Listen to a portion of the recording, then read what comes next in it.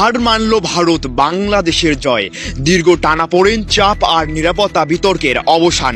অবশেষে শ্রীলঙ্কার মাটিতেই খেলতে যাচ্ছে বাংলাদেশ, এমনটি জানিয়েছে আন্তর্জাতিক একাধিক সূত্র।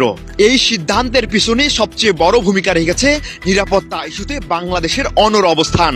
ক্রীড়া উপদেষ্টা ডক্টর আসিফ নজরুল আগেই স্পষ্ট করে জানিয়ে দিয়েছেন, আইসিসি নিজেই ইমেইলে স্বীকার করেছে ভারতে বাংলাদেশ দলের নিরাপত্তা নিয়ে শঙ্কা রয়েছে, বিশেষ করে দলে মুস্তাফিজুর রহমান থাকলে এবং দর্শকরা বাংলাদেশের জার্সি পরলে পরিস্থিতি আরো জটিল হতে পারে। এই বাস্তবতায় কোনো ধরনের আপোষে যেতে রাজি নয় বিসিবি। ডক্টর আসিফ নজরুলের ভাষায়, নিরাপত্তা নিয়ে প্রশ্ন থাকলে বাংলাদেশ কোনোভাবেই ভারতে যাবে না, প্রয়োজনে বিশ্বকাপ না খেললেও।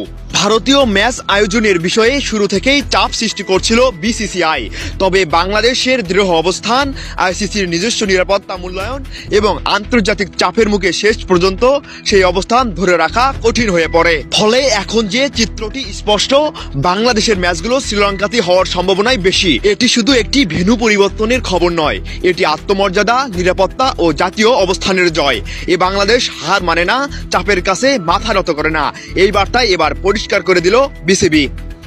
Desk report, crick Bangla.